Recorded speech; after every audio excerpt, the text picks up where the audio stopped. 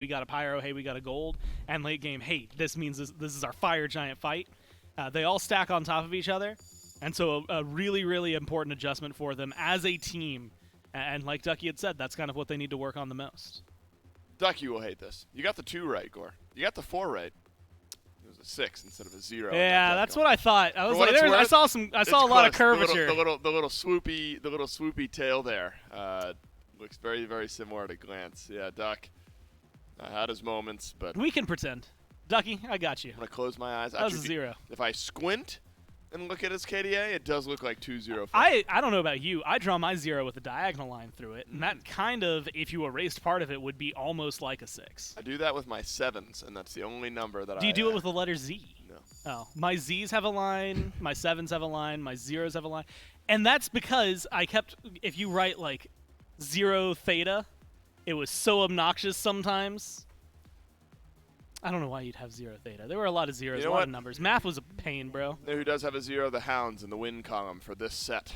And they need to get things going here. Just call it out, why don't you? Look, I had to. They go 3 against the Ravens, and so they've at least won a game here in the SPL. Looking for that first set win could happen here in game number 2 against the Oni Warriors. CERN, first locked in, has been prioritized by both teams now relatively early on. Yep. The Morrigan, Hebo, Nox banned out on one side. Izanami Gore. Wow. Now, for the second time, been prioritized. Saw Izo once yesterday, if I remember correctly. And then plus Terra over in the duo. So, should already be decent amount of push potential in the duo lane for the Oni Warriors between an Izanami and a Terra. Yeah, here's the thing, though. Tell me. We're seeing a lot of Kernanos, a lot of Ishtar, a lot of Marty. Yep. I don't know that you needed to grab your Izanami that high up. Yeah. Granted, it's the Warriors, right? So those bottom 3 picks could be quite literally anything. And so it feels like just get your duo lane into a comfortable spot, and then you get to be the wild cards that you are towards the last 3 picks. I mean, you know, mostly certain. And we've seen it in the past, right? Netrua does a really good Izanami. Jake, as you had mentioned, Terra at least is not only really, really solid right now, but with the extra prots instead of healing that you get on the Monolith, it feels like it'll be pretty good into some of the picks on the other side. Plus all the body blocks that we've seen a Terra capable of. And it's one of those things where it's like, do you need to get the Izanami first pick? Probably not. But I also know they're going to lock in something absolutely wild in these bottom 2. And it's going to throw us all for a loop, and in that case, the Izanami needs to be higher up. Look at the discussion. That is a grouping of minds for the Oni Warriors. I guess you have to group. I was trying to read whatever Oxy has on his notepad there, but there's literally so much written down, and it's all so small. It looks, honestly, coach of the Oni Warriors, Oxy, his notepad looks similar to like when you're told that you get one cheat sheet for a test in college, and you just squeeze as much as you can on the one page. Got a lot of information there, and this Oni Warriors team, who knows how many different types and styles of drafts that they've got. And the thing is he's got like 50 pages that's all of just that. Yeah, it's an impressive feat in the Sony Warriors team. Again, they've got a lot to discuss, right, because they have so many different styles of drafting that we've seen so far this year. They won the kickoff tournament, now looking to go 2-0 in their debut of this roster in Season 10 of the Smite Pro League. Benny Q, either deep in thought, deep in despair, little of both maybe, after the way that Game 1 went. I'm sure you liked trying the Atlas mid, but did not quite hit the stride that he was looking for. A couple jungle bans for both teams in the second wave. Remember, those support-centric bans. But we assume, with a Hell and a Terra, that both teams have their supports already locked in. Bakasura letting you know just exactly how he's going to win the game. Locked in for the Oni Warriors. So hyper late-game carry potential now for Panatom, who's already had a good start to this set. You say that, but I have flashbacks to the kickoff tournament where the Baka got pretty hands-on pretty early in the game And that's something I wouldn't be surprised to see. I mean, to the point where it snowballed so quickly. Camping outside of the base, running around without a care in the world. It was absolutely a just domineering force for the team. And so it definitely has a lot of opportunity. Like you said, worst case scenario, if things don't go well in the early game, and then you're just a late game hyper carry. Best case scenario, things go incredibly well in the early game, and you have that little bit of a mix. The other thing I think that's worth pointing out for the Warriors, and we've seen Hades solo more often than not. The thing I'm curious about, and we were looking at this, I think it was a couple days ago we saw some Hades being played.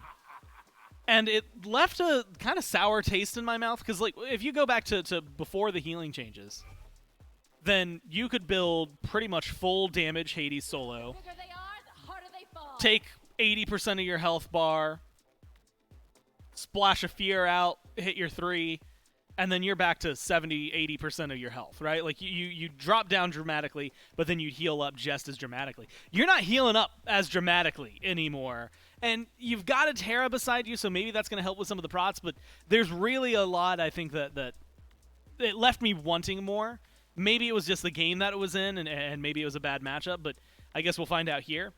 I honestly wouldn't mind if it was going mid. I think this is a team that could run it mid if they really wanted to. I don't know if it fits in my head the style that Pagon likes to play, but sometimes you just want to jump in and splash damage as much as you possibly can.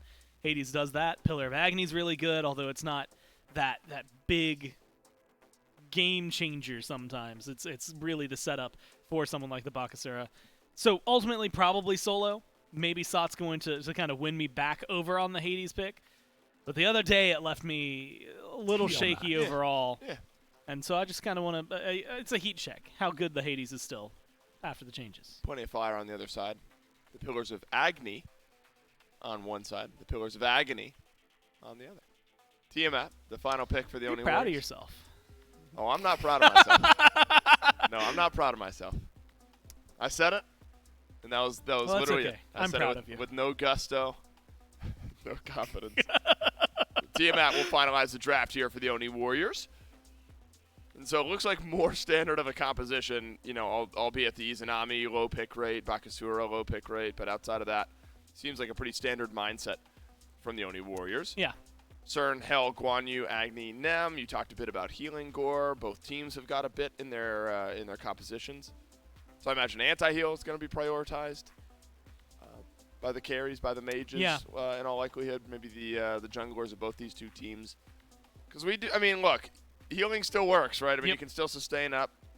It's a bit different maybe than it was before, but both teams have the opportunity to sustain up and deal with some of the poke that the other teams got. And it's good to see, right, that you know, like items like Divine Rune is still pretty solid in the meta right now. So for Agni, for the Tiamat, presumably, it should be a pretty simple item to scoop up. It's some of the other anti-heal that maybe is going to bring some questions. Terra as well, like, again, Hades, maybe I'd have to go look at the items and stuff in that game, as well as locking down which game it exactly was, but did not seem to be getting as much as he should have. And so maybe there's the question of whether or not that you need as heavy anti-heal. I mean, this could just be, what, for Guan Yu, maybe you want to just Tainted Steel early on, right? A little bit of anti-heal on that, and that can evolve pretty heavily for you late game. Something that they're at least going to be able to wiggle around on. I really like what the Hounds have as a draft, though. And so if you look at this team, you look at this comp, I think you've got a lot that is very capable of burning through a lot of the tankiness that's on the Warriors side, as well as really setting him up. I mean, Agni, the amount of damage we've been seeing out of him lately has been absolutely insane. And now you're combining that with a Talu Assault in the late game, as well as the Nimbus Assault. I mean, I think the Hounds just have so much that is going to go for it. It's all going to come down to the team fight, though, right? Because the comp, it can look great in a team fight. Can they play it to that level? That's the question that they've kind of asked themselves today. And so far out of the games we've seen, the answer has not been yes. Yeah, look, this is an Oni Warriors team.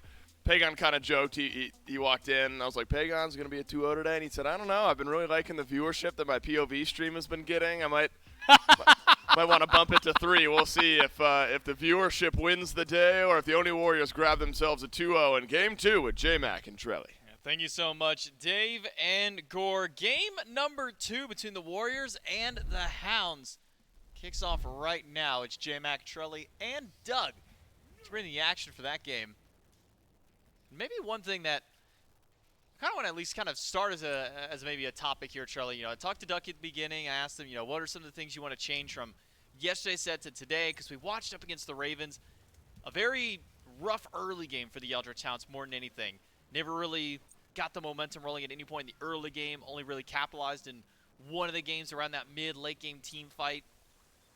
But at least in game number 1, we saw the Eldritch Hounds being a little bit more proactive on the map, finding some of those early kills, getting that early pressure. It was just that mid-game tumble that they had up against the Warriors. Can I just say, every time we spectate the order side jungler, it's just so peaceful because we just get the calming So waterfall serene. sounds. Yeah, just it feels like we're on vacation. That is really calming. Yep, it's nice. And then Now I want to be a jungler just so I can start there every game. well, only Oath gets that this time, and it's a nice way to start the game because carnage is about to ensue. That's the last relaxation we're gonna see. If this game is anything like game number 1, it's gonna be blinks in at level 2. In this case, Oath and Panatom both do have blinks, but notably a little bit less aggressive on these picks. I mean, you've got some burn potential with the Wing Shard early on Baka, but it's really just Oath who would want to get aggressive before level 5, unless you get a golden opportunity to find a leap in and really get some of those Butcher Blade auto attacks off. So I imagine that's probably not going to be the call. And Pacon once again forced to beads! Oath dives under tower. Doesn't matter that the beads are there. It's first blood for Oath. BennyQ now on the run. Jump in by Panatom. One more auto is needed to get the kill. He'll make it. A 1-for-1, but now how will the jungler 1v1 square up? Oath has dash. Panatom eats a minion for himself.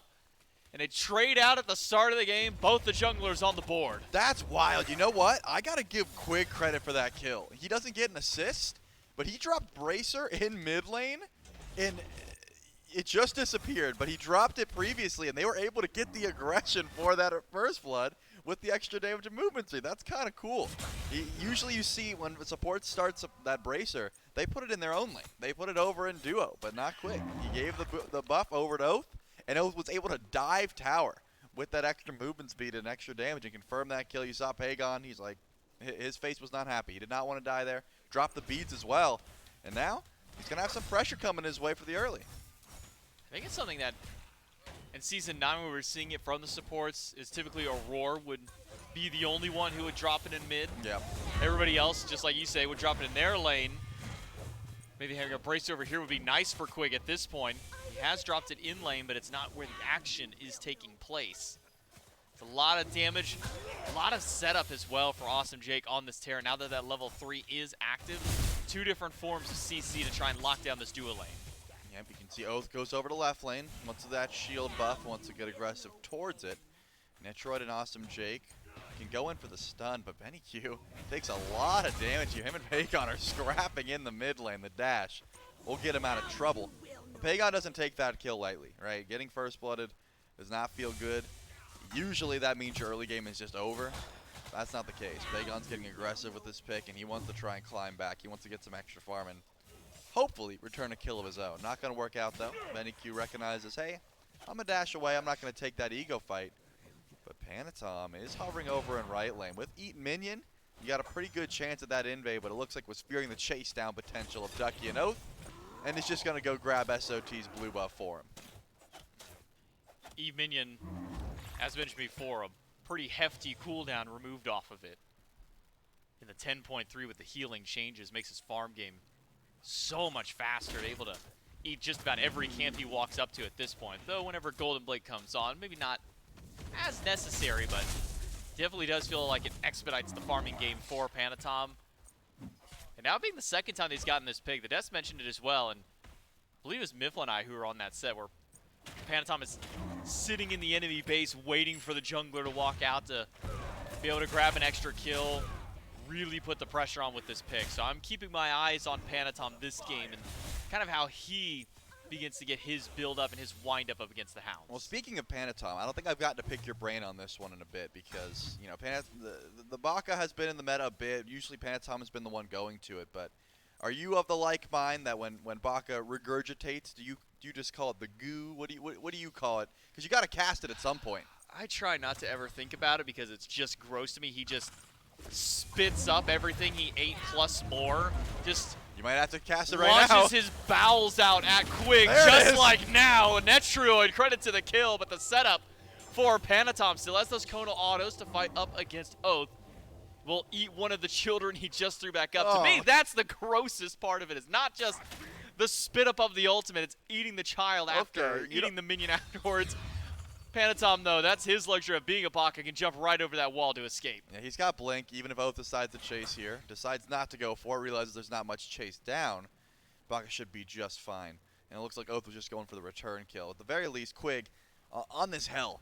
Very low, and Pagon's getting dove here. Can Benny Q finish it?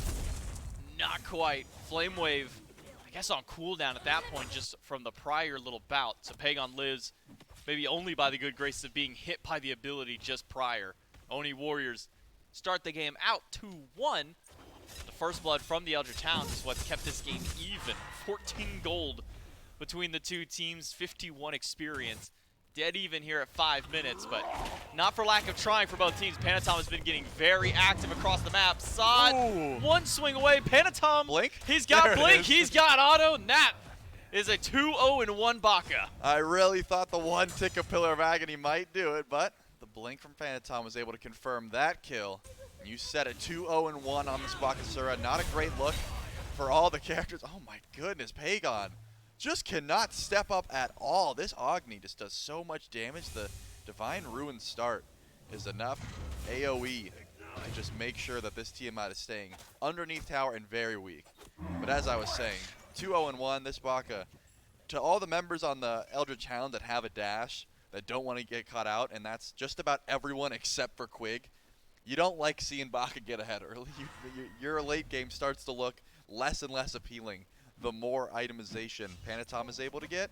I'm curious if he decides to go into crit, because we've seen that before, but it looks like prioritizing the Blood Forge first, and then we'll decide if it's going to be the Shred or crit style of build, but more often than not, it's an early Bladed Boomerang or Demon Blade. You just want to start getting those chunking auto attacks online as early as possible.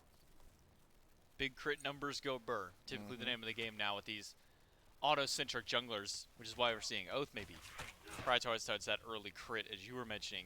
May have been the thought for Panatom, but already into the hidden dagger for Oath on the Nemesis. Falling a little bit behind to Panatom, but again, it's so hard that once a Bakasura starts to get that momentum rolling, once he starts to get those first couple of cans, gets that first kill or two, it's so hard to keep up with what Panatom wants to do, to where it almost feels like now Panatom is the one who dictates the pace of the entire game.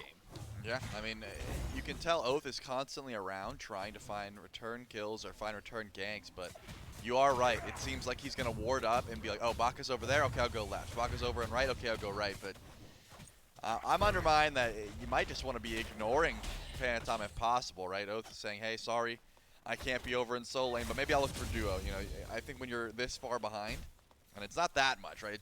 It's about a half a level, but when it starts to add up like this and you know you can't 1v1 the Baka, you usually want to stay on the opposite side and try and look for, you know, reverse lane pressure. Coincidentally, Oath is on the right side of the map while Panatom's over on the left. Can you look for a kill onto Sot, though? It is not going to be easy.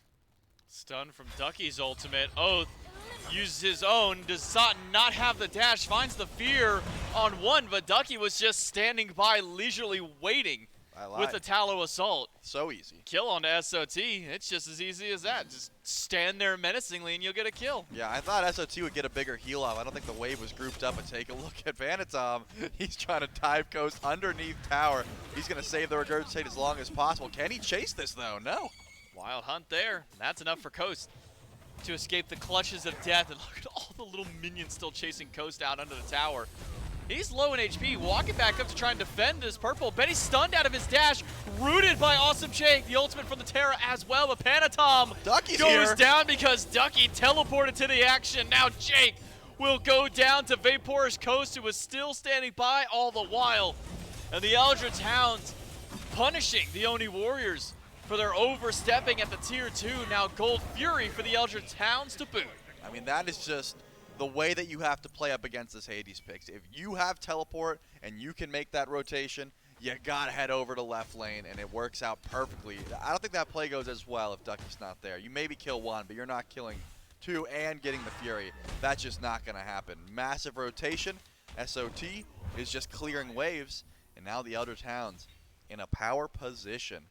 2 kills go over to Ducky there as well. So this Guan Yu is looking a little bit stronger. It's already a difficult time landing up against Hades. He can just silence you out of your tile to assault. But look at this. Oh, they had Ducky here once again. You know, I said it last time. It wouldn't be easy to kill the Hades, but it seems like the full damage, you don't have that Bancroft start, which has fallen a little bit out of favor. You don't have that insta heal every time you clear the wave anymore. You get a small heal, but it's not full HP every time you're killing that wave. As Hades doesn't do enough damage to survive the gank potential between Ducky and Oath, especially if SOT's halfway up the lane. Panatom. What's the kill that he's fishing for at the moment? Benny Q doesn't have beads for 80. Benny steps too far forward. That could be maybe a fast pick for Panatom and Pagon to dive in, especially because you do have Jake standing by. But does not seem to be the call for Panatom. Instead, it's back to farming, trying to regain that lead that he'd built just earlier on. Now with the death in his name, SOT and Ducky now boxing out in solo. A nice heal for SOT. Ducky dashes away from the dash of Sot, and unfortunate for Ducky, he'll have to go back to base. Fortunate for Ducky, he already upgraded that teleport, so it's on a much shorter cooldown, and Oath will be able to buy some time, maybe some space. Sot saw it coming, turned around and gave a nice little taunt to let Oath know that he knew he was coming. Yeah, but I respect that taunt, and the only reason is Panatom was there, right? If for some reason Oath's like, wait, this guy taunted me, I'm going in, and then Panatom shows up, that really could have started a brawl over in solo lane. Doesn't end up working out. And it looks like just an easy cooldown buff here for the Hounds. But still grouped are Panatom and Sot. They've got plenty of damage, but it's just the Nemesis shield becomes scary.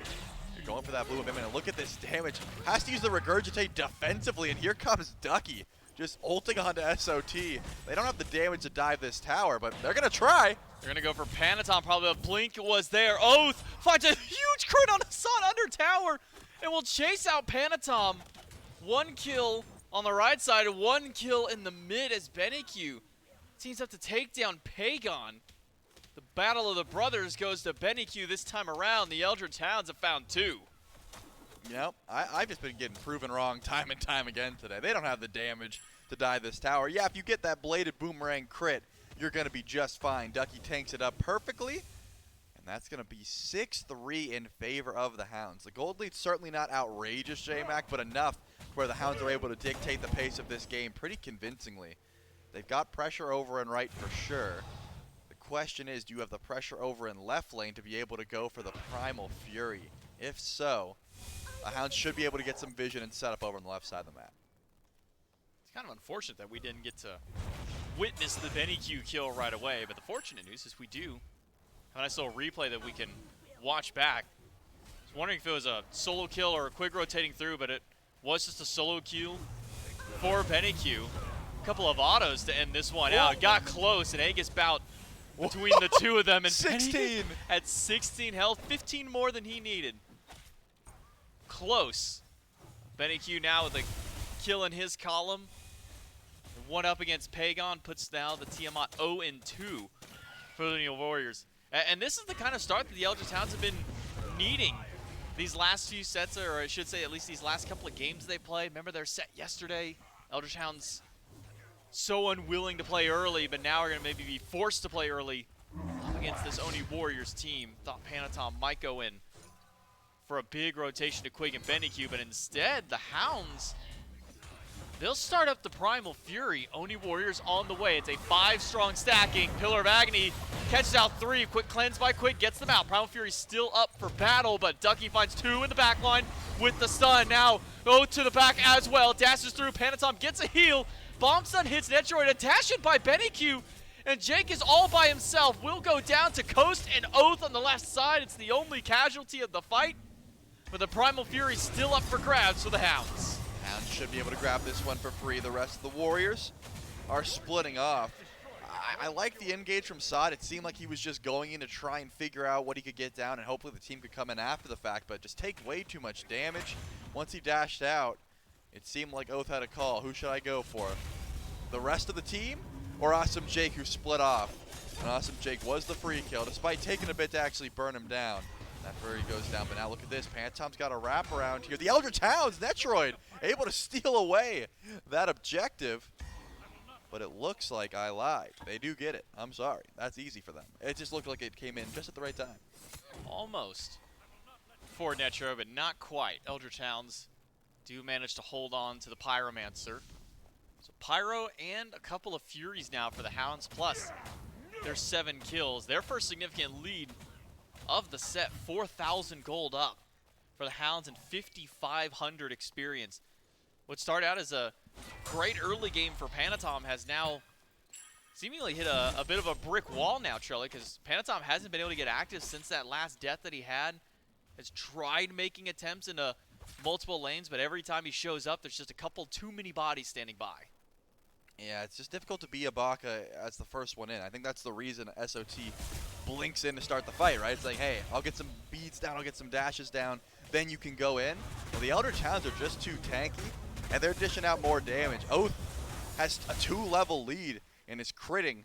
I mean, I was going to say way harder, but just infinitely harder. Pantom doesn't even have crit yet. He's trying to build into it, but that Blood Forge is such an expensive item in comparison. And when you're this far behind, you don't quite have that damage. Ducky teleports in. It looks like just to try and go for the tier 1 tower. They've got the damage, they've got the sustain, and they're going to siege forward. Got a Runic Bomb as well if they want to use it. Won't need it. Instead, it's Ducky zoning 2. Bomb stun and coast damage as well. A lot of pressure on a Pagon, and Jake will now force a rotation from Sot, who had to walk over to the tier 2 in mid. Keep your eyes on Panatom and Oath in this fight. The wraparound from the junglers could start out a war under this tower. Panatom's got a great eye on 3. Oath as well to the back line. Pagon's still very weak here. Oath decides not to blink under. Doesn't have beats for another 10 seconds. Could be waiting for that cooldown, but the tier 2 is still here for the Hounds, and they're looking for it. Panatom has not moved from the jungle and will not move, especially with that tier 2 tower now falling. Eldritch Hounds grab a tier 1 tower, a tier 2. Meanwhile, Netroid did split push. Tier 1 tower in the left lane for the Oni Warriors to answer back. All that time, Panatom and Oath standing by, watching, waiting for the inevitable fight to break out. Now, Oath maybe wanted to try and fight Panatom, but with that jump over the wall and Netroid standing by, Oath will not do so. So now for the Oni Warriors, Charlie, you're down a little bit of gold. Hasn't really changed much, even despite these towers going down.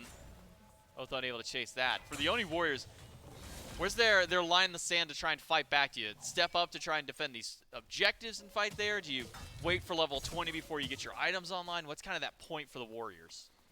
It just seems like they're trying to catch up as much as possible. I'm thinking if you're not losing a Fire Giant, you don't really have to fight.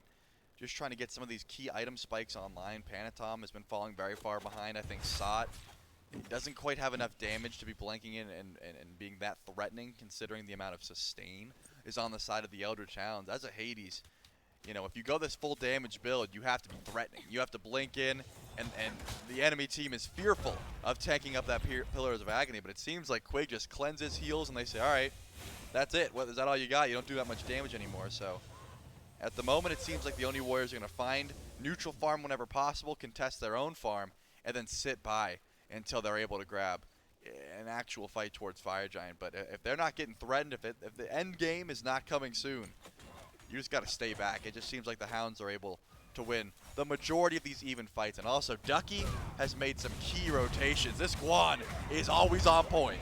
Eldritch Hounds will take away the Oni Fury. Meanwhile, the Warriors start the Fire Giant. Quig will be the first one to this side of the map. Teleport in by Ducky to rejoin the fray. And now the Fire Giant has got to be leashed by the Oni Warriors.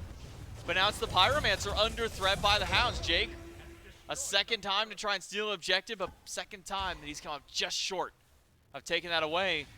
And now it's the Hounds who start at the Fire Giant. Oni Warriors are got to be the ones to respond again. SOT, the first one to step up, and Benny Q zoning with those bombs. It's already weak, and they're just going to have to let it go. Double crit from the Hounds. Proves too much for the Fire Giant. Sot can't get in to try and stop it. Pagon zoned out. Fire Giant for all 5 of the Eldritch Hounds. And with an already established lead and a few towers to still knock down, Joe, this gold could get much worse for the Hounds now. Certainly can. The Oni Warriors are split pushing tier 1 for tier 2. 3 members of the Warriors are gone. I'm thinking the Hounds should step up towards this Phoenix. At least 2 back up. Panatom is still gone. This seems like a very hard defense to try and make without your jungler. Panatom has not backed yet. Coast stunned under the tower. Big fear and a dash away now for Coast. Because SOT is putting a lot of threat towards these backliners. It was a tier 2 for tier 1. Now at a tier 2 as Panatom will split push that one away. No response from the Eldritch Hounds. Everything they need to now siege outside of Birds is on the opposite side of the map. Maybe a pick on a Jake. Could have started things out, but the Eldritch Hounds, not quite enough damage and not enough lockdown. Yeah, that ends up being worth it there for the Warriors at the very least, because the Phoenix does not drop. I think grouping up there was a bit of a problem. Awesome Jake finds a good stun, and then Sa was able to get a 2-man fear. And that's going to stop the Phoenix siege at the very least. The Eldritch Hounds still getting the better end of these trades.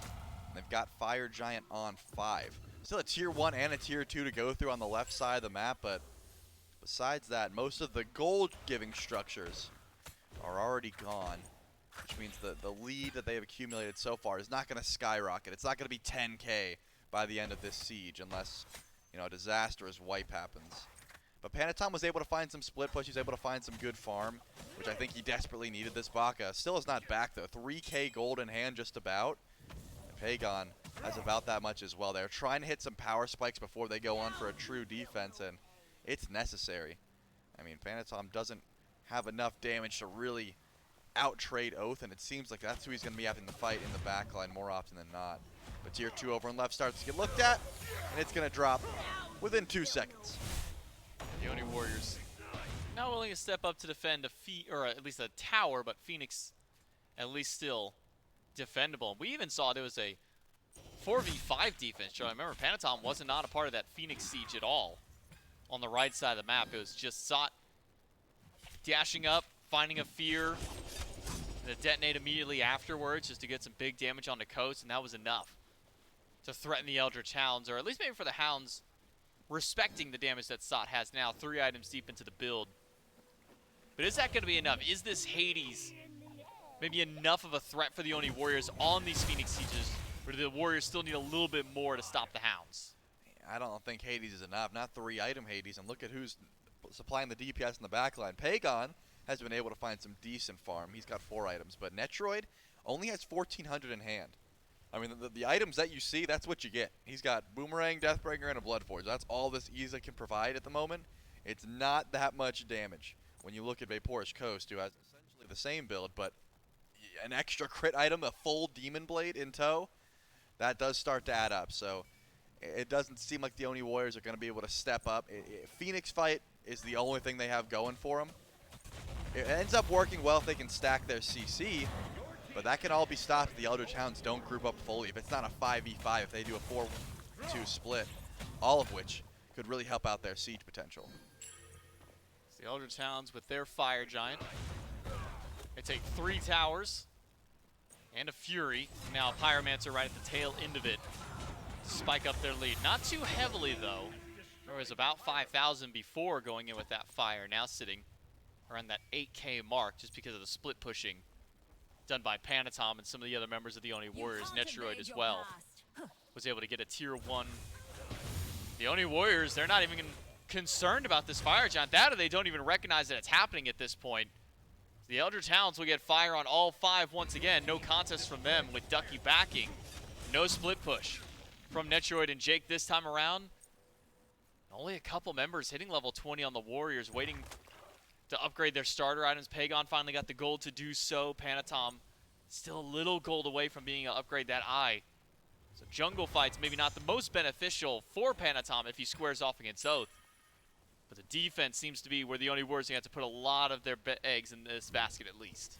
Yeah, it just seems like regular Fire Giant is not that contestable anymore. If you're this far behind and you realize it's not enhanced, most teams are just letting it go. They're saying, hey, we'll fight for EFG. They still have to try and siege with a regular Fire Giant into our Phoenix. We'd rather get farm, and I think that is the correct play here. Netroid is able to get a tier 2 dominance, but still, we haven't seen a power spike since we last mentioned it. It's so much harder as an Iza to be able to split push like this. Panatom's got the movement speed, he can run away, and look at this, Oath is actually hunting Panatom. This should be a 1v1. Dash or a blink over, ultimate from Panatom to try and slow things down. A beads from Panatom, but where was his jump? Did he just not have it available to get over the wall? Oath finds a solo kill up against Panatom, and now it simplifies the game a bit for the Hounds. It's 45 seconds till Panatom's back up. Yeah, it's a 1v1, you're never going to win. That shield, as long as it eats 1 or 2 auto attacks, that's absolute free. At the very least, Oath is over in right lane, and it's up to the Warriors to try and keep this Phoenix alive, but it's burning quick. He's got to dash away from the tornado of Pagon. Bombs from BennyQ. Not quite a few of them connecting yet, but once they do, you see nearly 600 damage to Awesome Jake that BennyQ's able to land out there with just a single bomb. Throw out another. Remember, that's the tank that's getting hit for that hard. Can't imagine what it's doing to the carries. Yeah, now they siege forward once again. Ducky gonna eat the brunt of the CC, but it looks like the Phoenix is still the target here. But able to find the kill. Oath gets right lane for free. That's uncontested, but the left side bird is still the target, and it's got about 20%. Panatom's back up, but Phoenix is down. Man, these bombs from Benny are going crazy for the damage. 800 plus he's hitting Pagon and some of the other carries of the Oni Warriors. 2 Phoenixes off the Fire Giant, plus 1 kill for the Eldritch Hounds. Now they can wait for their minion wave in mid to try and siege the 3rd and final bird. Gonna step up. Oath doesn't quite have that ultimate back up yet, but Panatom does. It's still so difficult, as you can see. BennyQ just half-healthing everyone in his path. And Ducky sieges forward. No one does damage to Ducky either. He's able to tank all of this damage up with no problem. Look at the sustain on the side of the Hounds. If their health bar's changed at all. Heal from Quig, double heal from Quig, and then Ducky pops his, and all of a sudden the heals are right back online for Quig once again. But with only a couple seconds left on their Fire Giant, the Eldritch Hounds will back away, now with it fading. So for the Oni Warriors, the Phoenix Siege didn't go as well as they'd hoped. The bombs from BennyQ really reigning true during that fight. 600 to 900 damage averaging between the players. So if the Phoenix Sieges aren't working now, Charlie, is this the call for the Oni Warriors to step into the jungle, try and bring the fight to the Eldritch Hounds at this next fire? I wouldn't. I don't think you step up. I don't think you can step up at all. I think you're sitting in base, unless, of course, you find an unfair fight where it's a 5v4 or a 5v3, or you just get a pick in the jungle. But 5v5 in the jungle, you're not running away. They've got too much movement speed. Quig drops that bracer, starts healing. You're not retreating. You are either fighting or dying, and just itemization alone tells you that the Oni Warriors are not able to scrap with what the Eldritch Hounds have done so far. BennyQ was able to finish a Soul Reaver, so if you thought he was chunking before, wait until you see these bombs. And now the left side of the map, Netroid at the very least is finding some split push time. This is what I was waiting for. You need Iza, you need burst, you need to be able to crit, because the sustained fights with all of this healing is clearly not working out for the Oni Warriors. They need to find those burst kills, and they just don't have that much burst with this draft. If SOT was a little bit more online, maybe you have that option. The Oni Warriors are running, though. They know they got one more bird, and once again, Panatom was trying to go for the back door play, but Ducky stops it in its tracks. Ducky recognizing that Netroid had attempted a split push before, goes back, but instead of finding Netroid, didn't even find Panatom. He was sitting inside the jungle waiting to go in with that wave, but then spots Ducky out. Ducky does have teleport. He can rejoin the Hounds at any point to start up this next siege. Oath just going to go ahead and push up some extra minions that are pushed all the way to the tier 2. My goodness, the damage output from BennyQ. He started that left Phoenix siege, by the way, Charlie, with 15,000 player damage. He has done nearly 10k in these last 3 to 5 minutes of this game. This Agni damage is getting a bit unbearable for the Oni Warriors. And finally, they've got the full grouping here. Oath and Ducky weren't even around in time for that scrap. Now they're here. And someone's going to have to deal with the side lanes. You can see Baka's over and right, and Oath wrapping around left lane. This could be the end game fight here. Jake stunned. Tornado now out by Pagon to try and zone away. Oath wants the collapse to the back line of the Oni Warriors. The Eldritch Hounds, they've got 4 strong. BennyQ waiting for some of those bombs to come back up. Mobility has to be used by the Warriors just to escape the bombs, because look how much damage BennyQ is doing. The Oni Warriors They can't even step up beyond the portal rock where the minions come in to step up and defend. Left side bird spawning in. Oath already locked in and ready for it. The rest of the team seems to be okay with giving this up. The Oni Warriors said, hey, our Titan, that's what we defend, nothing else. Because Benny Q is in range of trying to go for the defense here. Sot's gonna step up, but into what? Ultimate from Oath, a couple of bombs from Benny, and back to the fountain goes SOT. Still has Blink, still has Beads. Initiation and CC immunity available to the Hades. Jake finds 3 on the route. Panatom goes to the backline, tries to fight in a crit battle, but he ends up taking down 1. Sot picks up an extra 1. It's 3 down for the Eldritch Hounds, and everything is turned sideways now. It's Quig and Ducky on the run. It's only the frontliners left alive, but this is a long, long kill to Quig. Meanwhile, Ducky able to make it back out, but because of the state of the base of the Oni Warriors, all they can do is find those 4 picks. They find those picks. Netroid is going to be able to push out right lane, but all that happens because of the grouping. The Eldritch Hounds, they all squatted up as a 5-man unit to walk through that Phoenix, and because of that, Awesome Jake gets some nice CC. They all have to dash away, and right into the waiting arms of Panatom. 3 crits were able to destroy like 3 members of the Eldritch Hounds. SOT ends up dying, but gets some massive damage off as well, and I think at this point, that is going to go a big way. I talked about power spikes. They need more damage. This stalls the game out a bit. They're able to push up right. They're able to push up left.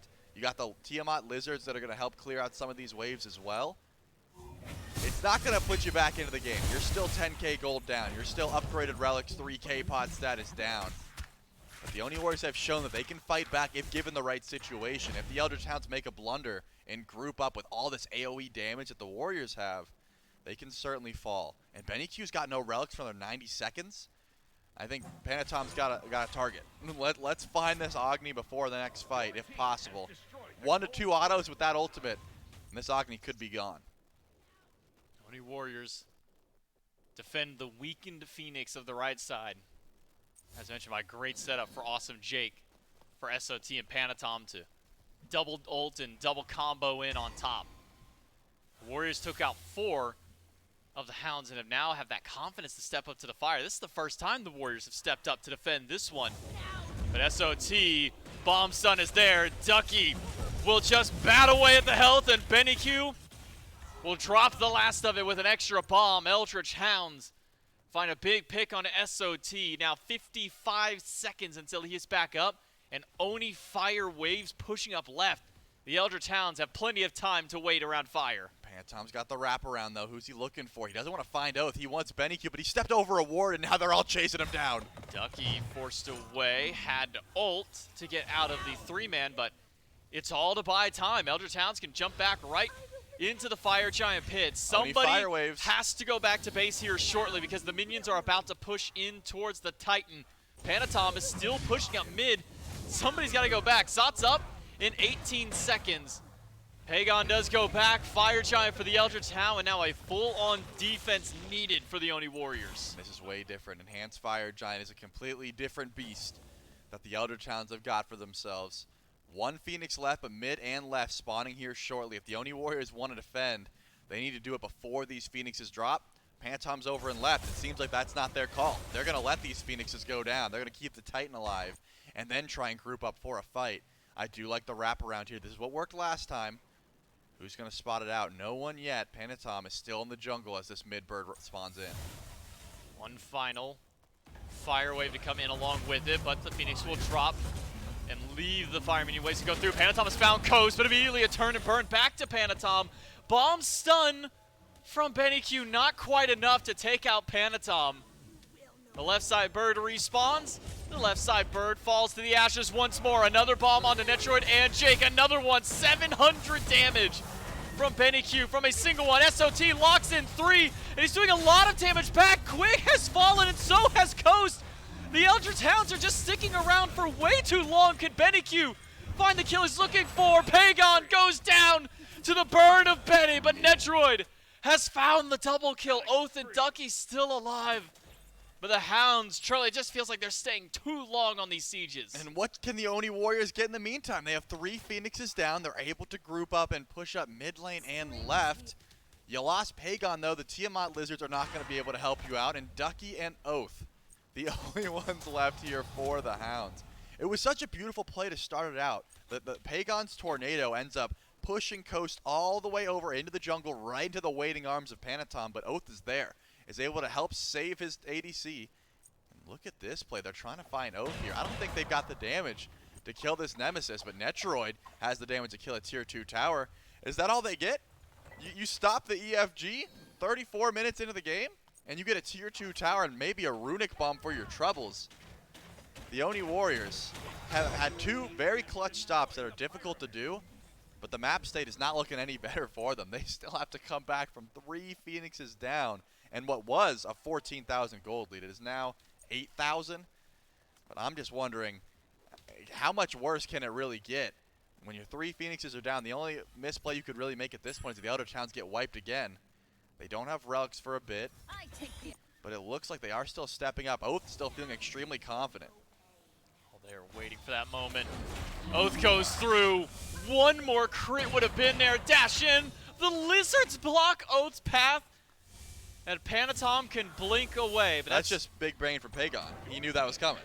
Yeah, he expected it. Yeah, he's like, wait, obviously you're going to fight a green buff, so I'm going to preemptively place these lizards here just in case you need to blink away, and I can body block for you. And you know what? That's why Pagon, that's why he's earning the big bucks, you That's know? why he's pay God. Yep, exactly. The Eldritch Hounds, though. Fire Giant back up in 50 seconds. That's got to be where the Hounds put their priority. Once more. This would be 5th Fire Giant of the game for the Eldritch Hounds at this point, be 2nd enhanced. Still, the Oni Warriors are able to hold back. They're not able to defend the Phoenixes necessarily for the Warriors, but they're able to get the team fights after, and that has delayed this game.